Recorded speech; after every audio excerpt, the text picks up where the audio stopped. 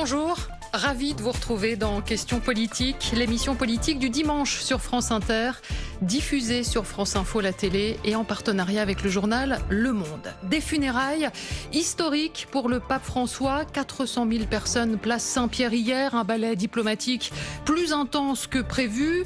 Trump et Zelensky à deux doigts de se réconcilier sous nos yeux, pas facile, c'est vrai, d'exister, de s'imposer face à cet événement planétaire. Résultat, le Congrès des Verts, leur convention d'investiture passe complètement inaperçue ce week-end. Transparent, décidément, les écologistes, malgré les disputes et les pics envoyés qui leur sont parfois salés. Comment devenir un parti qui compte à 10 mois des élections municipales, à 2 ans surtout de la prochaine présidentielle? Pourquoi les Verts reste un parti d'appoint qui s'épuise à vouloir réconcilier les irréconciliables?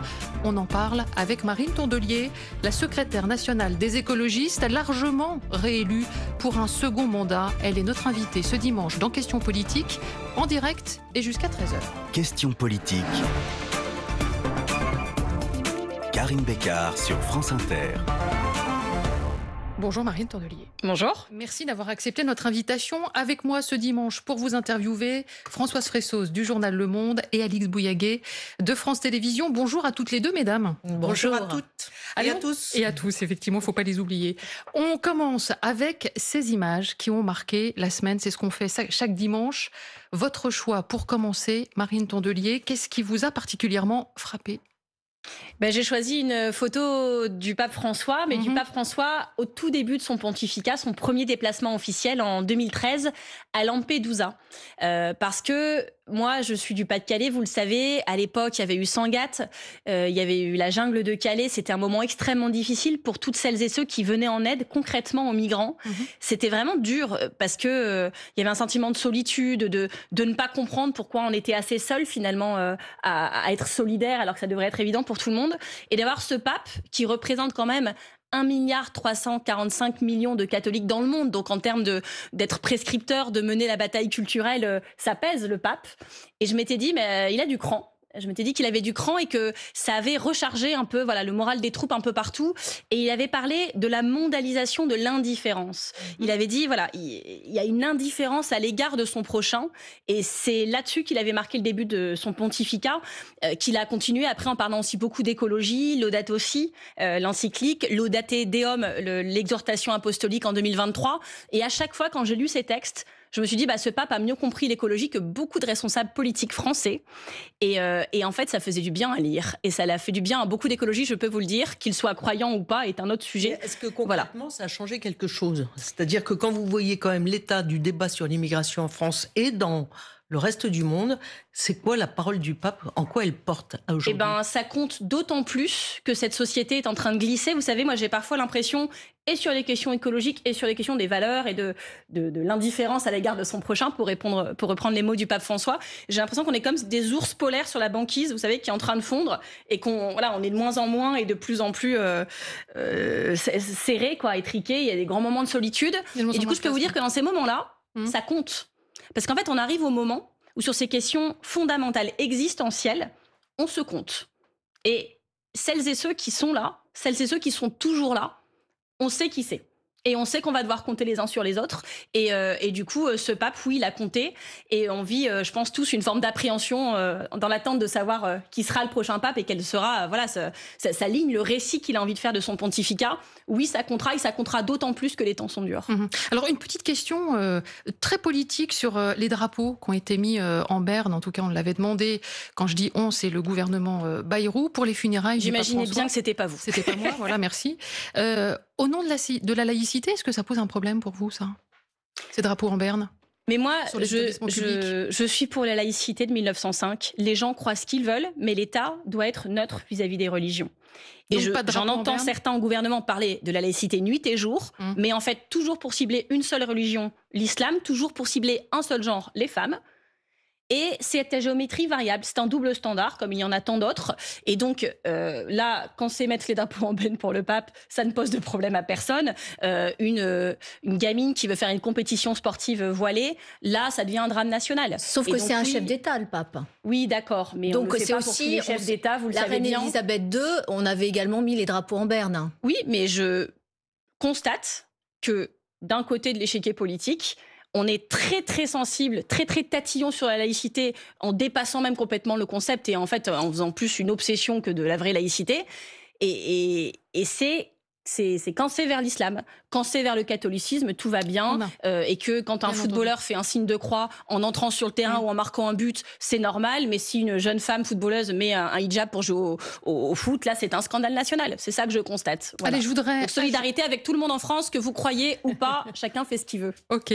Je voudrais ajouter une image, ça je le fais rarement, mais qui a marqué aussi les funérailles du pape François hier. C'est une photo qui est dans toute la presse ce matin, celle que vous êtes en train de découvrir sur le plateau de questions politiques. On y voit donc Donald Trump, le président américain, face à Volodymyr Zelensky, le président ukrainien. Ils sont assis, ils sont seuls, ils sont dans l'immense basilique Saint-Pierre. On ne sait pas ce qu'ils se sont dit, mais depuis cette rencontre, le président américain a écrit sur les réseaux sociaux « Peut-être que Poutine est en train de me balader ». Sans blague.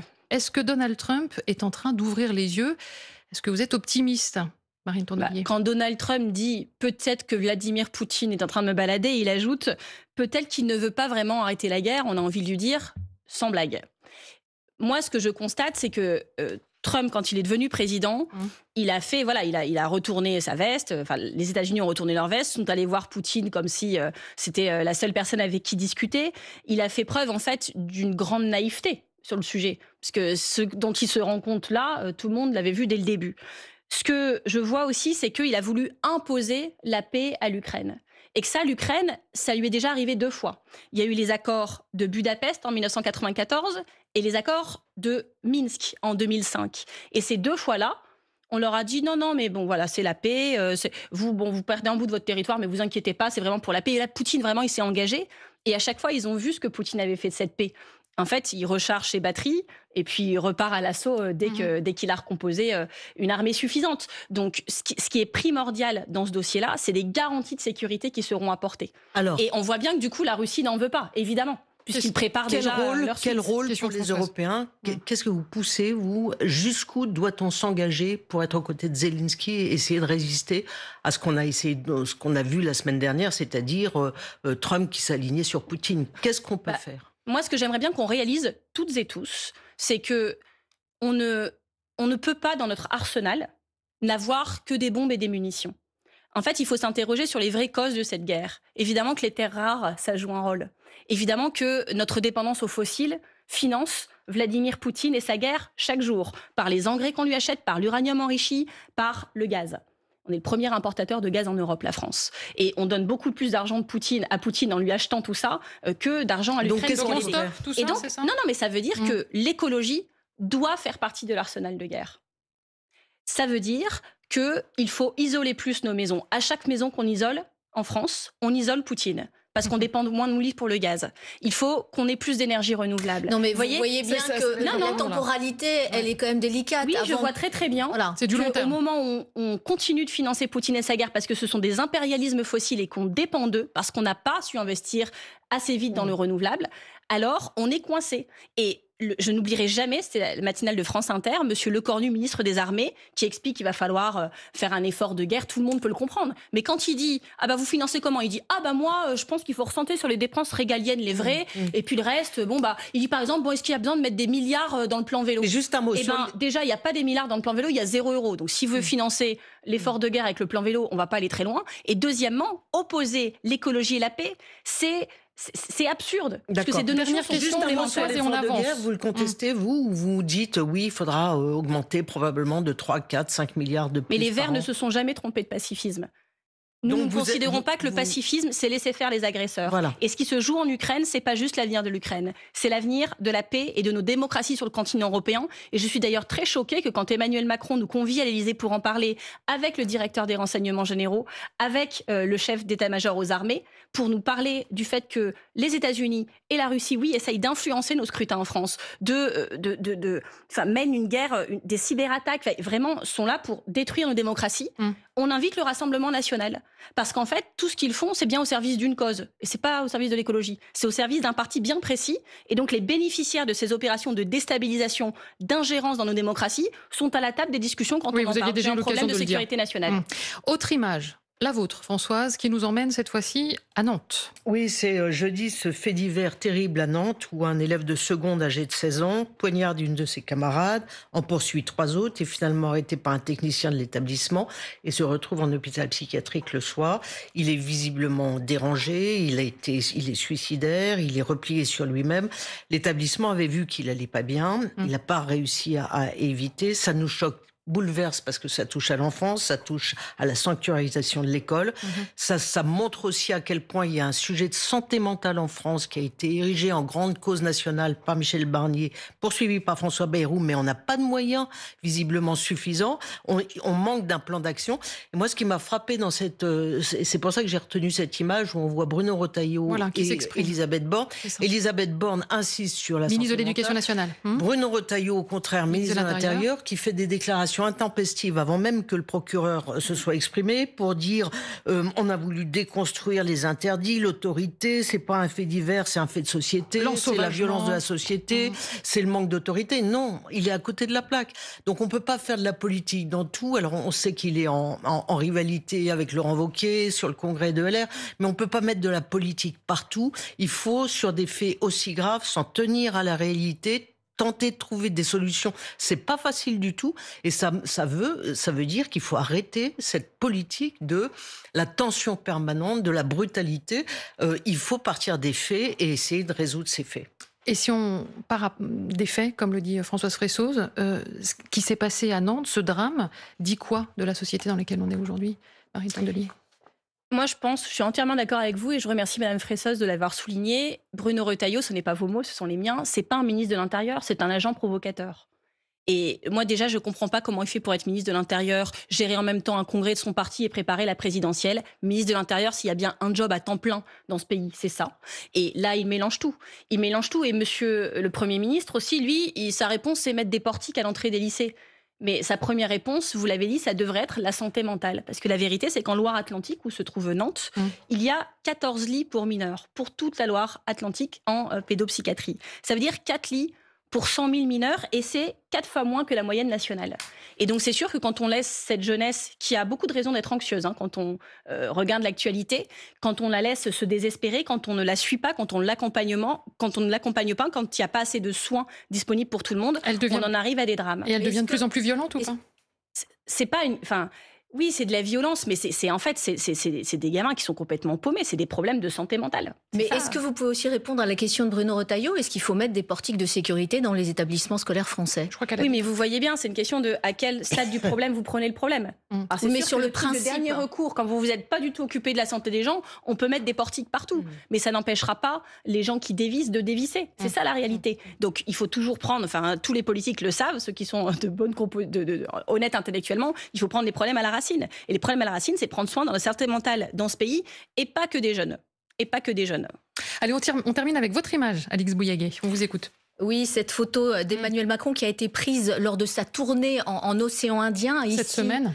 Il est à Madagascar. En marge de ce déplacement, il a justifié son refus de retirer la Légion d'honneur à Nicolas Sarkozy. Je vous rappelle que Nicolas Sarkozy a été définitivement condamné dans l'affaire des écoutes. 3 ans de prison, dont 1 an ferme sous bracelet électronique pour corruption d'un haut magistrat. Alors logiquement, un retrait de droit s'applique, sauf que pour être effectif, le président doit signer un décret, ce que refuse Emmanuel Macron. Alors, il le justifie, ce refus, en avançant que les ex-présidents doivent être respectés. Ça relance forcément le débat sur l'impunité des anciens chefs d'État et l'usage sélectif des institutions honorifiques. Est-ce que ce refus vous choque et est-ce que vous seriez prête à saisir la justice ? Alors, la première chose, c'est que pour moi, être président de la République, ça donne plus de devoirs que de droits. Il faut être encore plus exemplaire. Quand Emmanuel Macron dit « il mérite le respect parce que c'est quand même quelque chose d'avoir été président », c'est aussi quelque chose d'être condamné à 3 ans de prison, dont 1 an ferme. Et la réalité, c'est qu'il nous a déjà fait un truc comme ça, avec Gérard Depardieu. Il y a eu le même débat sur la Légion d'honneur de Gérard Depardieu. Et il a dit « ah oui, mais Gérard Depardieu, c'est un monstre sacré.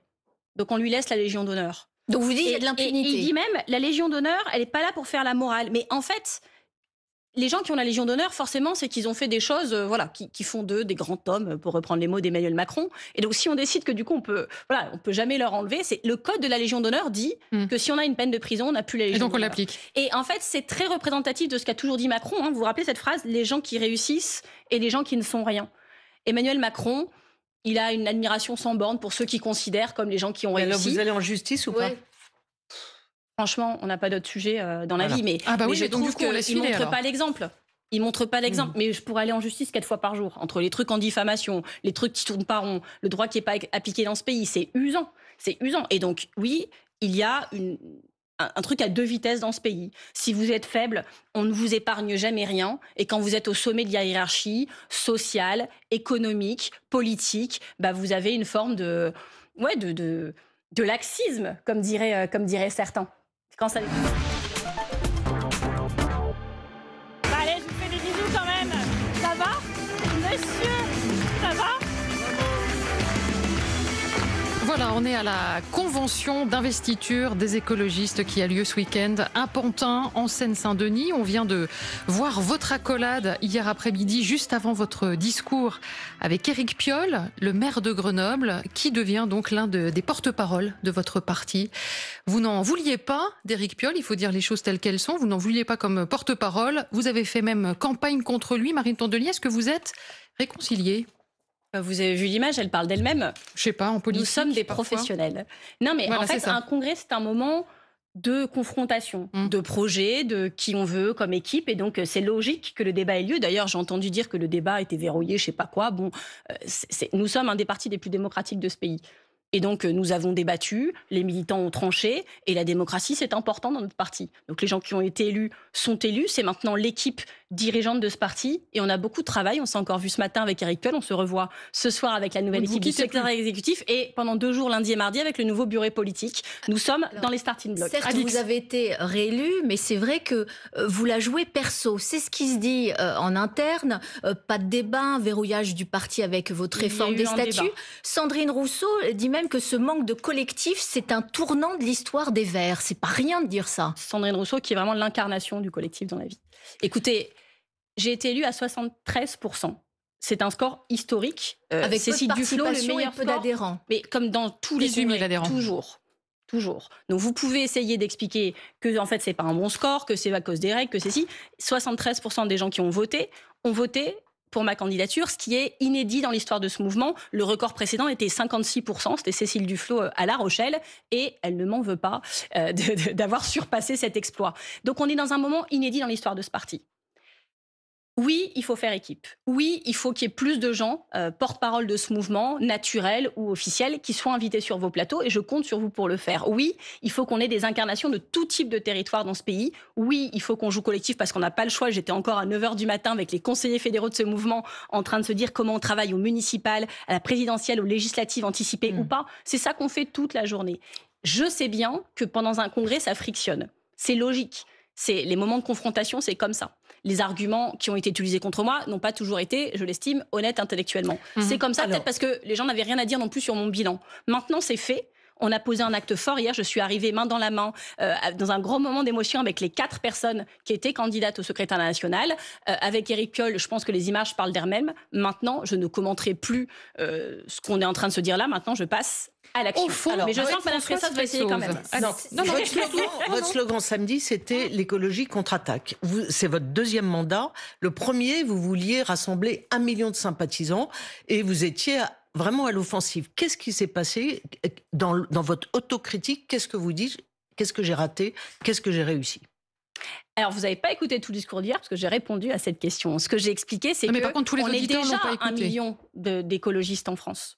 On est déjà 1 million, des militants politiques, associatifs, des amoureux de la nature qui sont émus quand ils se promènent en forêt, qui sont sur la défensive, regardez les amoureux de la vie sauvage et qui regardent des documentaires. Regardez la contre-offensive. Des retraités, mesdames, s'il vous plaît. Des paysans, des paysannes, des ouvrières, des ouvriers qui sont inquiets pour l'avenir de leur métier, des malades, de l'environnement, des précaires qui voient bien que la vie ne s'arrangera pas si on ne change pas de modèle. Non seulement on est déjà 1 million d'écologistes dans ce pays, dont 250 000 sympathisants de notre parti, mais j'avais fixé un objectif pour 2027, si vous vous rappelez bien. Mais en plus, moi, mon pari, c'est que chaque Française chaque Français a un ou une écologiste qui vit ou qui sommeille en lui. Dans un coin de notre tête, tous, on est en 2025. Forcément, on sait. Alors peut-être qu'on n'a pas envie d'écouter cette partie, cette petite voix qui nous parle, peut-être qu'on n'a pas envie de savoir, peut-être qu'on est sur autre chose, mais tout le monde sait. Et moi, mon travail aujourd'hui, c'est de parler à l'écologiste qui sommeille en chacun d'entre nous. D'accord, mais comment? Ça veut dire, est-ce que vous remettez en cause certaines méthodes? Est-ce que vous dites on a peut-être été trop radical ou trop brutal ou trop... Moi, ce que je pense, c'est qu'il faut une écologie qui tend la main. Et ça je veut dis dire pas quoi, ça. Quand je vous dis ça, c'est pas que je change d'avis. C'est qu'on est souvent décrit comme des écologistes qui pointeraient du doigt. Mais nous, on fait pas ça. Ça, c'est ce que font les gens qui comprennent rien à l'écologie. Le gouvernement, par exemple. Nous, notre écologie, elle tend la main. C'est-à-dire que dans les politiques municipales qu'on mène, c'est les premiers mètres cubes d'eau gratuits à Lyon. L'écologie qui tend la main. C'est de l'économie sociale et solidaire, des emplois de réinsertion, de l'écologie qui tend la main. C'est des transports gratuits pour toutes les personnes qui en ont besoin. C'est de l'écologie qui tend la main. C'est du 100% bio et local dans les cantines scolaires. C'est l'écologie qui tend la main aux paysans et aux enfants. C'est les ordonnances vertes à Strasbourg. La mairie de Strasbourg a mis en place des paniers bio gratuits pour les femmes enceintes. Ça leur permet de prendre soin d'elles, de prendre soin de leur bébé. C'est l'écologie qui tend la main. Nos politiques écologistes, quand vous les additionnez, vous avez à la fin de l'année l'équivalent d'un 13e mois écologiste. Et c'est pour ça que je suis furieuse, mais on en parlera sûrement tout à l'heure, des coupes budgétaires successives, intempestives dans le budget de l'écologie parce qu'elles ciblent des dispositifs hyper importants. Là, votre partie, c'est qu'est-ce que vous avez... Non, mais vous voulez parler de l'écologie, parlons-en. Nous, la nôtre, elle tend la main. La leur, elle est punitive. La leur, c'est enlever les primes à la reconversion sur les voitures. C'est enlever les primes pour aider à reconvertir et à isoler son logement. Nous tendons la main. Alors attendez, précisons un petit peu les choses, parce que votre ligne politique, très souvent, on a du mal à la suivre. Donc vous dites que vous êtes moins radical que ce qu'on pouvait imaginer. C'est très radical ce que je viens de vous dire. Permettre à des gens de vivre mieux, c'est très radical. Vous êtes beaucoup moins tout à coup radical que ce que vous avez pu apparaître. On vous voit souvent comme une question de radicalité, madame. On vous voit souvent comme des lanceurs d'alerte. Est-ce que vous en êtes toujours? On vous voit parfois comme des décroissants. Est-ce que c'est le cas encore maintenant? Est-ce que vous pouvez décrire l'écologie politique telle que vous avez envie de l'incarner aujourd'hui? Mais c'est pas une question de radicalité. La radicalité, c'est pas des mots, c'est faire. Changer la vie des Français, c'est très radical. Et tous les maires écolos démontrent qu'ils peuvent être aux responsabilités et en crédibilité, mais en ne perdant rien de leur ambition, de leur radicalité. Vous parlez beaucoup des maires, vous parlez pas des actions des écologistes. Vous voulez que je parle des parlementaires? Alors je peux vous en parler. Ils ont permis la reconquête des haies, ils ont permis l'interdiction des polyfluoroalkylés, des PFAS qui rendent malades des Français qu'on retrouve dans l'eau de tout notre robinet. C'est ça l'écologie qui tend la main. Mais les militants plus radicaux qui ont fait des opérations coup de poing, qui ont susciter contre eux des grandes réactions, est-ce que vous adhérez à leurs actions ou vous dites non, il faut se calmer? Mais ça fait 2 ans que vous êtes là-dessus, Madame Fressoz. Non, pas du tout. Non, moi je suis sur les résultats des élections européennes et la grande vague anti-écolo. On peut comprendre qu'en fait, des jeunes qui voient qu'on est en train de flinguer leur avenir, qui savent même pas dans quel monde ils vont finir leur vie et si la planète sera encore habitable, est un moment de panique. Et dans cette société de somnambules, parce que oui, cette société est somnambule sur les sujets environnementaux, ils aient envie de hurler et ils ne savent plus comment se faire comprendre et comment se faire entendre. Parce que les politiques sont somnambules, mais la réalité, c'est que nous sommes pour une écologie des 99%. 99% des Français ont intérêt à l'écologie et 1% les en privent. Et c'est eux qui détiennent les moyens financiers de s'opposer à cela, les moyens politiques de s'opposer à cela. C'est ça la réalité. Alors c'est ça la réalité. Alors je vais vous citer le discours de la servitude volontaire. Voilà. Ils ne sont grands que parce que nous sommes à genoux. Et je pense qu'il est temps de se remobiliser et de mobiliser autour de nous. Alors, on a parlé déjà à plusieurs reprises des municipales. J'ai envie d'en profiter pour essayer d'avancer. Les municipales, qu'est-ce qu'on fait? Vous partez tout seul, vous partez à plusieurs, vous partez main dans la main avec le PS et LFI. Comment vous gérez tout ça? Je suis en Tour de France permanent depuis des années, mais spécifiquement depuis un an pour préparer les municipales. Et donc, les groupes locaux qui sont... En fait, les villes écologistes, elles vont rester écologistes. Les villes de gauche, elles vont rester à gauche. On va y travailler ensemble. Moi, ma valeur ajoutée, c'est d'aller dans les villes de droite, celles qui peuvent basculer. Parce que quand je vais à Mulhouse, à Lorient, à Nîmes, à Amiens, je ne vais pas toutes vous les faire. Et là, j'ai déjà 25 personnes en France qui m'en veulent parce que leur ville aussi de droite peut passer à gauche. J'ai passé mon temps à ça. Vous arrivez dans des villes, par exemple, Auxerre. Auxerre, notre candidate écologiste aux législatives, elle a fait 60% au 2e tour. En 2022 avec la NUPES, en 2024 avec le NFP. Alors, elle n'a pas gagné la circonscription parce qu'il y avait d'autres villes de droite autour. Mais donc, je me dis, mais Auxerre, pourquoi c'est à droite Alors qu'aux législatives, quand on est ensemble, 2 fois on fait 60%. Cette ville n'a Donc rien ils à vont faire à partir droite. ensemble, c'est ça que vous Cette êtes en ville train n'a de rien dire à faire à droite. Et donc moi, je vais le dire tranquillement. Quand les militants dans certaines villes me disent « Oui, mais tel parti et tel parti, ils veulent pas être dans une pièce ensemble », et ben en fait, je m'en fous qu'ils veulent pas être dans une pièce ensemble. Donc dans ces cas-là, vous Et ils vont faites faire un effort, Ça veut parce que dire- le but, quand on est politique, faut jamais oublier pourquoi on fait ça. On fait ça pour changer la vie des gens. Mais- On se bat pour des Tout ça, personnes, on est d'accord. pour des causes et pour des valeurs. Qu'on comprenne. Et expliquer aux Français, à certains qui vont continuer à vivre dans une ville de droite, non pas parce qu'elle sera toujours à droite, mais parce qu'on n'a pas été capable de se mettre d'accord et de leur proposer, de leur permettre des politiques progressistes, sociales, environnementales, Marine ce serait Tondelier, passé à côté de ce qu'on pourquoi on se comprenne. bat, et j'en serais très Ça veut fâchée. dire, vous faites quel Alix. type d'alliance? Est-ce que vous faites, par On exemple... travaillera avec les vous alliances dites, les plus larges est-ce qu'il faut un possibles. accord national avec le Ça marche PS, pas, par les accords exemple nationaux. Donc ça veut dire que vous faites du On cas parle par cas. d'élections municipales. Donc du cas par cas. Évidemment, pour Mais y gagner, compris toutes avec celles et les ceux qui ont insoumis. gagné des villes. Attendez, toutes celles et ceux qui ont gagné des villes savent que les villes, ça se gagne par le terrain, par la ville, et que la meilleure stratégie dans une ville n'est peut-être pas la meilleure stratégie dans une autre. C'est pas depuis Paris ou depuis Hénin-Beaumont ou je ne sais où que on a les idées lumineuses pour chaque territoire. Donc c'est dans les villes que ça se décide. Les gens se connaissent. Ça se passe d'ailleurs souvent mieux entre eux localement qu'au niveau national. Oui, et pas c'est tant toujours. mieux pour eux. Et je leur souhaite bon courage. Et Vous moi, dites je que serai c'est à dans la les villes. disposition Je de vous tout le monde soumets pour aller faire quelques campagne. exemples concrets. Dans des villes Rapidement. socialistes comme Rennes, Nantes, Montpellier, est-ce que vous jouez Bah là, quel vous jeu? Est-ce que voyez, vous pourriez vous parlez faire de front villes. commun, par exemple, avec les Vous insoumis? me parlez de villes de gauche qui seront toujours de gauche. Toujours. Les gens qui habitent là, ils ont la chance. Et les militants qui militent là, ils ont peut-être même le loisir de ne pas être d'accord. Tant mieux pour eux. Moi, je vous parle de territoires où les gens souffrent depuis des années de politique de droite, injuste, stigmatisante, qui n'ont pas d'espace vert, qui n'ont pas de la nourriture de qualité pour leurs enfants à la cantine, qui n'ont pas de piste cyclable, et c'est dangereux. C'est ça dont je vous parle. Et donc là, vous je serez ne vais pas candidate passer la partout campagne. avec vos candidats J'en ai marre de la gauche qui parle à la gauche pour la gauche, avec la gauche omnibulée par la gauche et nombriliste. Les villes de gauche, elles vont bien, elles sont bien gérées, elles seront gagnées à nouveau, tant mieux À pour Lyon elles. aussi, Moi, mon vous n'avez énergie... pas de doute sur Lyon?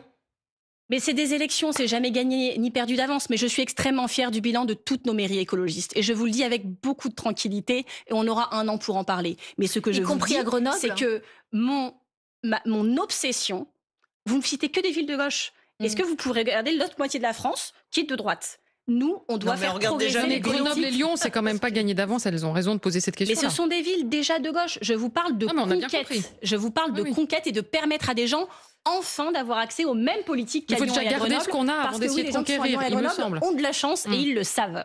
La présidentielle, pareil, même question. Vous organisez comment? Vous avez dit, il me semble hier, je ne retrouve plus l'expression que vous avez utilisée, mais primaire des territoires, je crois que c'est ça le slogan. C'est ça. Voilà, C'est ça quoi veut dire quoi?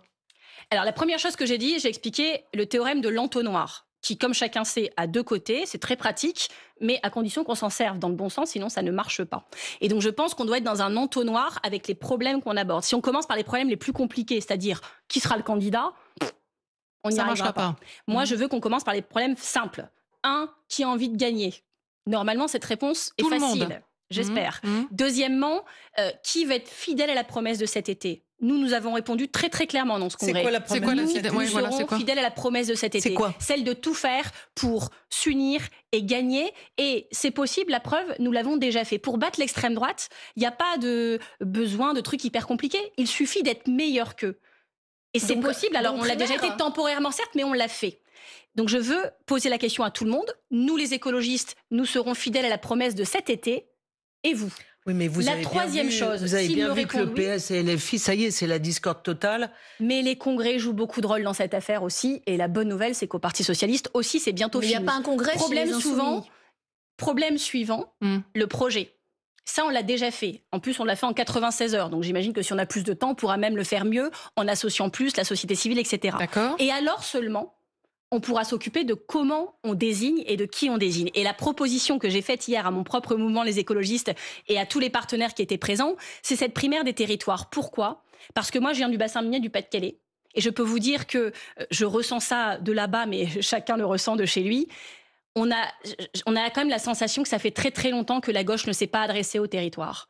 Et donc moi, je demande qu'on organise dans le récit de cette primaire, le mode de scrutin, de tout ça, on verra après, ça m'intéresse pas. Moi, ce que je veux, c'est m'intéresser au message qu'on va envoyer aux Français. Oui, nous nous intéressons à vous. Oui, chaque candidate, En général, chaque on candidat... parle de fond quand tout à coup on se dit que ça va être compliqué d'organiser Alors, le ce bon que je dis outil sur les pour, territoires, Madame Bécard, ouais. je suis très tranquille. Mm. Ça fait des années que je le dis. Et ça vient de là où je vis. C'est ce qui fait que je me suis engagée en Mais politique. c'est quoi une primaire des territoires? ouais, moi, C'est-à-dire, vous convoquez qui? Nous allons organiser. Non, on ne convoque pas les gens, nous on invite. Vous êtes très vertical, on dirait que vous êtes dans le verrouillage de la primaire. Déjà, Madame Fressas, faites très attention, ça vous emmène très loin.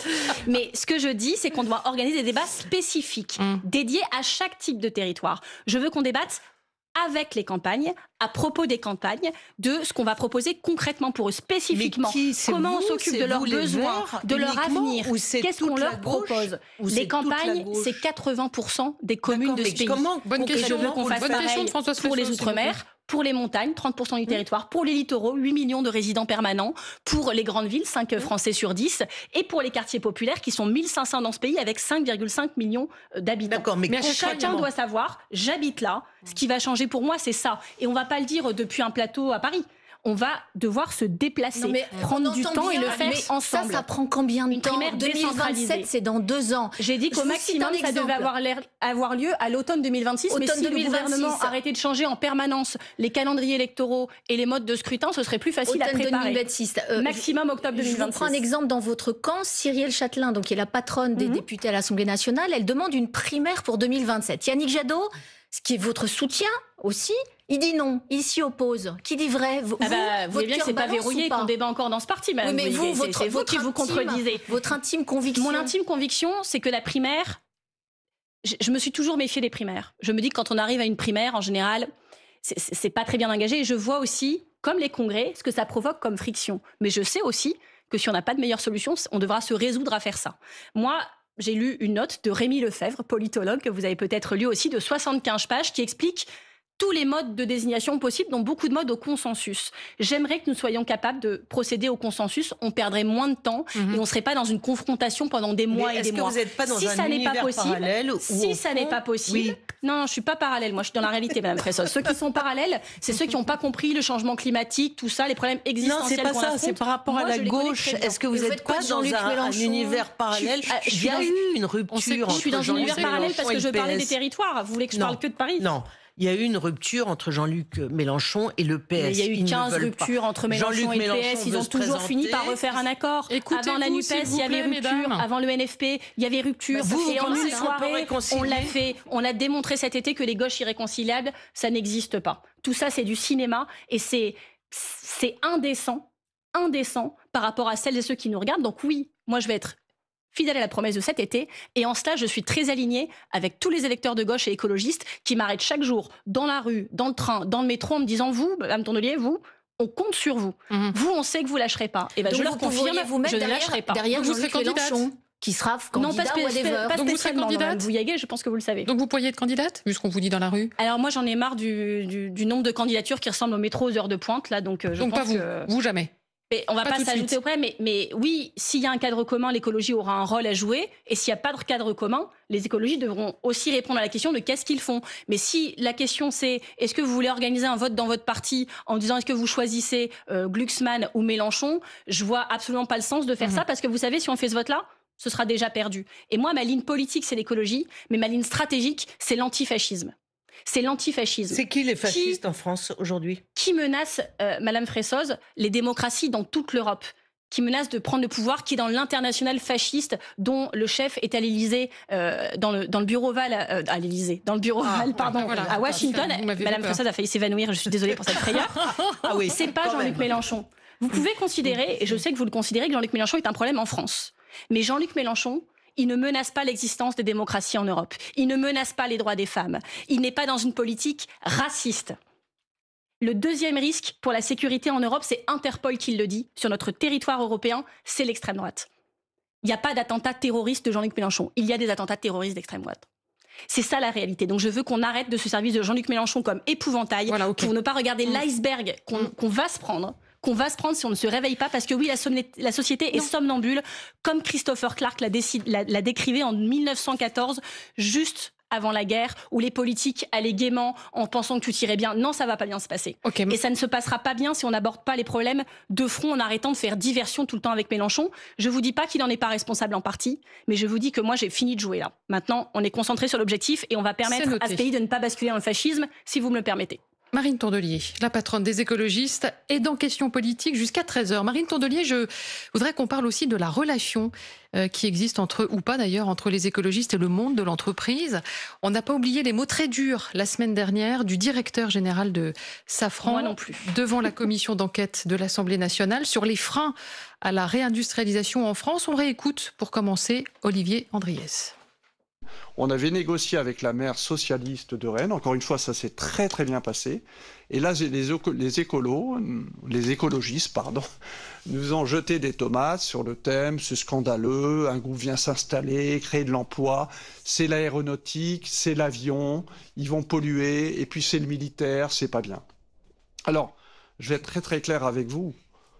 Pour moi, il n'est plus question aujourd'hui d'investir en France dans une ville qui est détenue par une majorité écologiste. C'est plus possible. Je ne le ferai pas. Si c'est pour se faire accueillir, quand on crée 500 emplois dans une région, si c'est pour se faire accueillir par des tomates, ce n'est pas la peine, je ne le ferai pas. À un an des élections municipales, on en parlait à l'instant, ce discours-là, c'est un sacré coup dur, me semble-t-il, pour le parti écologiste. Qu'est-ce que vous lui répondez précisément? C'est pas un coup dur. Ah bon? C'est un épiphénomène. C'est un monsieur qui dit qu'on lui a jeté des tomates. J'espère que tout le monde déjà a compris qu'il parlait au sens figuré et pas au sens propre, parce que déjà, nous ne gaspillons pas les fruits et les légumes et rien qui se mange. Deuxièmement, ce qu'il oublie de dire, ce monsieur aussi, c'est qu'il s'installe sur une friche, une ancienne friche de Stellantis, qui avait été rachetée par la collectivité pour y installer des industries vertes, de transition écologique, essentiellement de construction durable et de mobilité décarbonée. Je ne pense pas que l'aviation soit une mobilité décarbonée. On est d'accord avec ça, c'est 5% de la contribution au réchauffement climatique. L'aviation et l'avion vert, on ne va pas perdre de temps avec ça, ça n'existe pas. Total Energy lui-même dit, d'ici 2030, les avions, aussi verts soient-ils, consommeront quand même 94% de kérosène. Mais donc du coup, ça veut dire quoi? Ça veut dire que Safran, c'est pas possible, c'est une industrie qui vous intéresse pas? Sur ce terrain-là, sur cette friche-là qui était fléchée vers la transition écologique, le devoir des écologistes est de souligner que c'était pas exactement le contrat de départ. Quand monsieur le PDG de Safran dit qu'il s'entend pas avec les villes écolos, ce qu'il oublie de vous dire, c'est que le président de la métropole de Lyon, Bruno Bernard, qui est lui-même un entrepreneur, qui a travaillé des années dans le désamiantage, lui a fait un pont d'or. La métropole de Lyon, c'est 48 millions investis pour permettre une politique industrielle sur des friches, etc. Le PDG de Safran, il y a eu beaucoup de discussions avec lui. Il demandait une stabilité du prix de l'énergie sur 10 ans. Personne ne peut garantir ça et ça a chauffé tellement que M. Vauquier, que je vois à l'écran car il est en direct dans une émission concurrente à la nôtre qui s'affiche devant moi, Merci Laurent de faire les Wauquiez, commentaires en même temps. des Républicains, lui, il s'est complètement embrouillé avec eux, il leur a supprimé toutes leurs subventions. Et j'ai pas entendu un cinéma sur M. Vauquier, non, parce que les attaques du PDG de Safran sont politiques.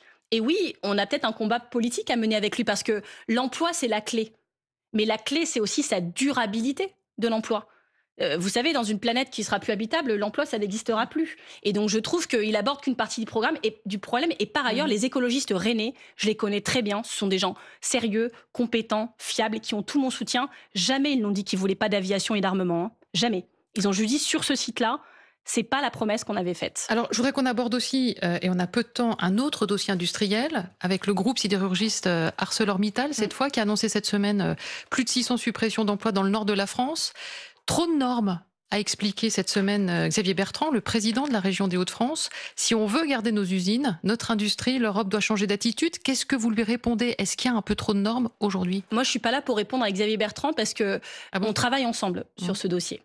On a travaillé ensemble la dernière séance du Conseil régional, une motion de soutien à Arcelor et vraiment ça s'est bien passé parce que il faut que vous sachiez que je suis conseillère régionale des Hauts-de-France et que sur les 7 usines que compte Arcelor en France, il y en a 4 dans les Hauts-de-France. Je suis écologiste. J'ai travaillé, vous le savez, pendant 5 ans sur la qualité de l'air. À ce titre, on discutait beaucoup avec ArcelorMittal. Évidemment que c'est de la pollution, évidemment que c'est un problème.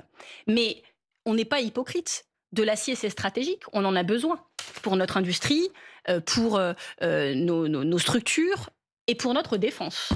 Et donc, Nous ne sommes pas hypocrites. Quand on a besoin d'acier, on préfère qu'il soit produit à Fos-sur-Mer ou à Dunkerque qu'à l'autre bout du monde, ce qui est beaucoup plus coûteux environnementalement et à des normes sociales qui ne sont pas les mêmes.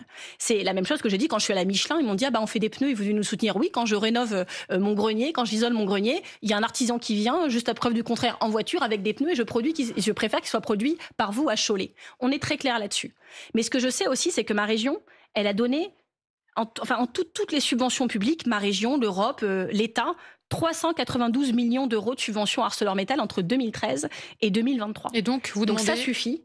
Maintenant, il n'y a plus d'aide sans condition. Il ne peut plus y avoir d'aide sans condition. Et la solution pour moi là-dessus, c'est d'avoir le courage de faire ce que les Royaumes-Unis ont fait.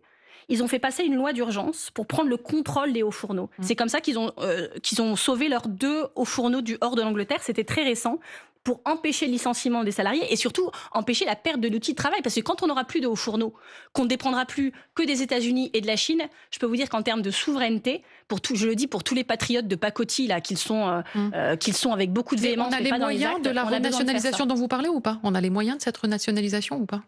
Est-ce que c'est de la renationalisation? Écoutez, le Royaume-Uni l'a fait, je vois pas pourquoi on n'en serait pas capable. C'est notre devoir. C'est notre devoir. Marine Tondelier, vous savez aussi que cette crise de la sidérurgie, elle est avant tout européenne, entre une hausse des prix de l'énergie, une baisse de la consommation d'acier sur le continent et une surproduction d'acier chinois à bas prix. Comment on résout l'équation? Est-ce que vous pensez qu'il faut réduire de manière drastique les importations asiatiques autorisées en Europe? À un moment, oui, il va falloir se poser la question d'interdire l'importation d'acier de Chine en Europe, parce que 70% de l'acier acheté en Europe aujourd'hui vient de nos fourneaux, et ces hauts fourneaux-là, ils pourraient fermer en 2032. C'est ça qui va se passer. Donc moi, je pense que c'est la mère de toutes les batailles, et surtout ce que je voulais faire ce matin, c'est adresser mes pensées très fortes à ces 636 emplois directs qui sont menacés à ArcelorMittal, parce que souvent on pense aux drames familiaux, aux drames sociaux, et c'est important de le faire, mais ArcelorMittal, c'est pas juste les emplois, c'est la vie, c'est les sous-traitants, c'est même finalement, c'est le cœur battant de ce territoire. Comme je le disais à Val-d'Une, à Tris-Saint-Léger, sur les roues et les essieux de train, on a réussi à sauver cette usine par notre mobilisation. Mais ce qui me scandalise surtout, c'est cette inertie de l'État. Il y a un élu local, là de l'Est, des autres sites d'Arcelor, qui a une phrase très juste. Il a dit, dans un gouvernement qui fonctionne, le ministre de l'Industrie nous aurait déjà réunis. Que font-ils? Excusez-moi, mais que font-ils? Je suis sur plusieurs dossiers, sur la Chapelle d'Arblay, sur Val-d'Une, sur Metex, sur Michelin. Ils sont où, en fait? Ils sont où? Alors, une fois, on n'a pas de Premier ministre. Après, on en a un, mais c'est pas pour combien de temps. Après, ils sont là dans leur budget, ça dure 3 mois. Ça, c'est pas de leur faute, pour le coup. Si. C'est de leur responsabilité. Et donc, ils sont où? Ils font quoi? Et ils seront, nous, après, on n'aura plus que nos os pour pleurer quand on n'aura plus ces industries qui sont vraiment vitales, quoi. Je voudrais bougeons-nous aussi qu'on entende ce témoignage qui a marqué cette semaine, le témoignage de la fille de François Bayrou, qui, comme des centaines d'élèves, d'autres élèves du collège-lycée de Bétharram, a été victime de violences. Elle le raconte dans le livre d'Alain Esquer, le porte-parole du collectif des victimes de Bétharram. Elle l'a raconté aussi jeudi matin dans la matinale de France Inter. On écoute Hélène Perlan. Il est le père d'une victime, ce qu'ils ne savaient pas. Et d'ailleurs, quand je leur ai dit qu'effectivement je témoignais dans le livre, je n'ai pas donné le contenu, ils ne le savaient pas. Et ce que je voulais dire aussi, voilà, il y a cette envie de répondre. Moi, ça a été une de mes obsessions qui m'a fait rester dans les starting blocks avant que ne sorte le livre. J'entendais tellement de gens écrasés par l'idée que les fameux pseudo-notables auraient consenti à ce qu'ils soient battus ou violés sous prétexte, il y a eu une phrase terrible, que leurs enfants seraient d'une autre texture que les autres. Cette phrase, elle m'est restée en travers de la gorge et j'ai envie de leur dire, la libération, ça commence par là. On se libère du poids, nous, de croire enfants de notables, et je veux dire à l'Assemblée, enfants de députés, dans ma promo, nous sommes 2, et j'ai l'autorisation de l'autre de dire à l'Assemblée, 100% des enfants de députés à Bétharram ont été ou tabassés ou violés. Et puis elle a parlé dans une autre interview, Hélène Perlan, à Mediapart, et elle a clairement dit que son père avait rencontré un juge qui était en charge de cette affaire en 1998. Il a menti ou pas, François Bayrou? Marine Tondelier. Je pense que c'est manifeste depuis le départ. Qu'il ment? C'est manifeste depuis le départ. Moi, je le pense depuis sa première réponse aux questions au gouvernement sur le sujet. Et ce qui est terrible, c'est que, déjà, elle a un courage incroyable de parler et on sent l'émotion des décennies après. C'est des vies brisées. C'est pas juste des enfants brisés, c'est des futurs adultes brisés. On n'oublie jamais ce qu'on a vécu. Et je pense qu'on doit tous être conscients, grâce à celles et ceux qui parlent, que dans chaque classe de primaire de ce pays, il y a 1, 2, 3 enfants qui subissent des violences ou des violences sexuelles, que c'est un fléau dans ce pays et qu'on en est tous finalement complices parce que tant qu'on n'en parle pas, tant qu'on n'en fait pas un sujet majeur, partout, tout le temps, ça continuera. Vous vous rendez compte que pendant des décennies, ces enfants-là, ils ont vécu avec ça, peut-être même qu'ils en ont parlé. C'est le cas d'autres victimes de terrorisme qui en ont parlé. Il y a un gamin qui a été orphelin de père et de mère qui raconte avoir été violé, mais très régulièrement par celui qui avait sa responsabilité dans le dortoir, qui aujourd'hui, dans un EHPAD qui, ironie de l'histoire, est installé dans l'ancien dortoir de Bétarame, qui coule des jours heureux. Et quand sa grand-mère, il en avait parlé à sa grand-mère, qui avait commencé à en parler, je sais pas comment on dit, le clergé de Bétarame est venu lui demander de se taire en disant vous aurez des problèmes, on va vous saisir vos meubles, comme si. Mais elle disait là-bas, le clergé était plus craint que l'État. Les conséquences politiques. Est-ce que vous demandez, comme les Insoumis, la démition de François Bayrou parce qu'il aurait minoré comme Sandrine Rousseau également. La politique tourne en boucle sur la politique. Moi, je trouve important que vous parliez des enfants, quoi, parce que le sujet, c'est même pas que François Bayrou. Lui, c'est un sujet parce qu'il vous dites il a menti. Non, mais lui, c'est un sujet parce qu'il est Premier ministre. Démissionner. Donc évidemment que c'est un sujet politique. Qu'il a menti. Mais c'est pas qu'un sujet politique. Non. Voilà. C'est un sujet de société grave. Le sujet politique est le suivant. Est-ce que vous dites François Bayrou doit partir ou la commission d'enquête doit faire en sorte de trouver les moyens que ça ne se reproduise pas et donc de regarder toute la chaîne des responsabilités. Moi, depuis le début, ce que j'attends de lui, c'est des mots d'excuses, des mots forts pour dire j'ai compris et j'attends un virage de lui à 180 degrés pour dire mais désolé. Alors soit il démissionne, soit il en fait le combat de sa vie, qui serve à quelque chose. Mais je vous demandais pas sa démission. On a l'impression qu'il ne réalise pas vraiment de quoi il était complice, qu'il a menti, qu'il est Premier ministre, qu'il doit être exemplaire là-dessus. Et comment vous voulez demander aux parents de ce pays de se bouger sur le sujet quand, y compris le Premier ministre, n'a toujours pas l'air d'avoir compris, alors que ça fait des semaines qu'on ne parle que de ça à la télé. Quand est-ce qu'il va comprendre? Ça va prendre combien de temps? Alors vous, Marine Tondelier, parce qu'il faut encore accélérer, vous avez dû gérer une autre affaire, l'affaire Bayou, accusée de harcèlement moral et d'abus de faiblesse par son ancienne compagne. La plainte a finalement été classée sans suite. Est-ce que cette affaire restera comme une tâche sur votre premier mandat? C'est un peu plus compliqué que ça, parce que si ce que vous voulez me faire dire, c'est que ça a été le dossier le plus difficile que j'ai eu à gérer de ma carrière politique, la réponse est oui. J'en ai pas dormi pendant des nuits, parce que la réalité, c'est que ce dossier était insoluble. Quand je suis devenue secrétaire nationale, le dossier était déjà sur la table et très mal engagé. Ma question, c'est est-ce que le rôle d'un parti, c'est de s'immiscer aussi loin dans la vie de ses cadres et de ses militants? Le rôle de toute structure, quand vous avez des femmes qui vous appellent et qui vous font des témoignages extrêmement choquants, que vous n'êtes d'ailleurs jamais formé, ni à recevoir, ni à vraiment savoir quoi en faire, toute structure doit se donner les moyens de faire éclater la vérité. Parce que vous savez, dans des révolutions, toutes les révolutions, celle de MeToo en particulier, il y a 2 écueils. Le premier écueil, c'est un moment d'abandonner. C'est trop dur, trop compliqué. Ou alors il y a des risques d'instrumentalisation. Le deuxième écueil, et j'y viens, Madame Fressos, ne vous inquiétez pas, c'est l'arbitraire. C'est d'essayer de se faire justice soi-même, c'est de sortir de l'état de droit. Et quand vous arrivez dans un parti où les fers se calment, puis il y a un dépôt de plainte de l'ex-compagne de Julien Bayou au pénal, et que ça engendre des grèves militantes, ça engendre des gens qui enquêtent les uns sur les autres en disant on veut savoir, une panique générale. Et c'est logique dans toute structure. On peut pas s'en fiche, on peut pas faire comme si ça n'existait pas. C'est l'ancien chef du parti. Mais quand j'ai demandé une enquête externe, c'était pour mettre fin au règne de l'arbitraire. C'était pour qu'on sache. Et l'enquête que nous avons menée dans le parti donne d'ailleurs le même résultat que celui de la justice. Alors si quelqu'un sur ce plateau pense qu'il aurait mieux fait que moi, c'est votre droit, mais je dois vous dire que je pense que c'est facile de penser ça. Je pense d'ailleurs que peu de gens le pensent au fond de soi, et que j'ai fait comme je pouvais sur un dossier impossible et que je m'en serais bien passée. Oui. Merci Marine Tondelier. Vous restez avec nous, on va parler d'écologie. Avec plaisir. Avec notre seconde invitée, Corinne Lepage. France Inter. Question politique. Karine Bécard. On vous a fait patienter, pardonnez-nous infiniment. Bonjour Corinne Lepage. Bonjour. Bienvenue sur le plateau de questions politiques. On vous connaît bien, vous êtes avocate, spécialiste en droit de l'environnement, ancienne ministre, ancienne députée européenne également, et vous venez de publier un livre assez technique, quand même il faut le dire, assez juridique, sur un sujet dont on ne parle probablement pas assez, les crédits et marchés carbone. Et vous vous posez cette question, faut-il y voir un risque ou sont-ils une solution? C'est sorti aux éditions Lamy.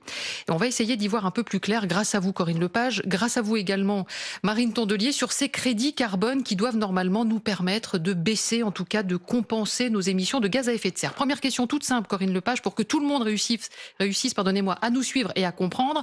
Qu'est-ce qu'on appelle un crédit carbone? Un crédit carbone, c'est un instrument financier qui va correspondre à une économie d'émissions de carbone.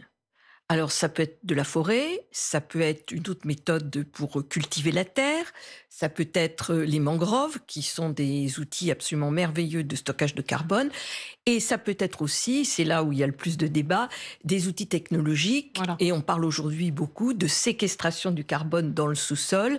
Vous avez peut-être vu que la ministre a signé une charte il y a quelques jours avec des industriels, précisément pour voir comment les crédits carbone peuvent être davantage développés en France. Alors voilà, vous parlez de la France, mais c'est un système qui a été imaginé il y a une trentaine d'années, à la suite du protocole de Kyoto. Absolument. Et donc, tous les pays sont concernés. C'est pas franco-français, Non, c'est tout le monde respecte et applique. C'est planétaire. Oui. Alors, il y a eu, je vais le faire très vite parce qu'on a très peu de temps, il y a ce qui se passe au niveau européen et dans d'autres pays du monde. C'est les États qui ont mis en place des systèmes d'échange de quotas d'émissions. Voilà. Alors, ça, on a ça au niveau européen, on a ça aux États-Unis, il y en a dans beaucoup de pays.